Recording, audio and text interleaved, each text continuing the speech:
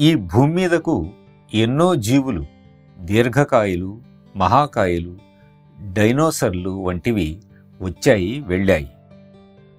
ప్రకృతి దృష్టి ఇప్పుడు చిన్న చిన్న జీవాలను సృష్టించటంలో నిమగ్నమైంది. వాటిలో అతి చిన్నది హృదయం. దృఢమైన హృదయం ఉన్నవాడు దృఢమైన వ్యక్తి. అతని వల్లే ప్రపంచం దృఢంగా ఉంటుంది. కరేజ్ అంటే మీలో ఉన్న హృదయాన్ని కనుగొనడం. ఎన్కరేజ్ అంటే నిద్రాణంగా ఉన్న హృదయాన్ని మేల్కొల్పడం. హృదయం అజేయమైనది. నీకు తెలిసినా తెలియకపోయినా భగవంతుని చిరునామా అదే.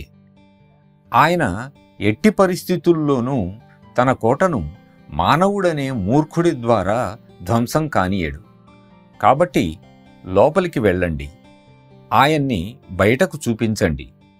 మీకు నా ఆశీస్సులు.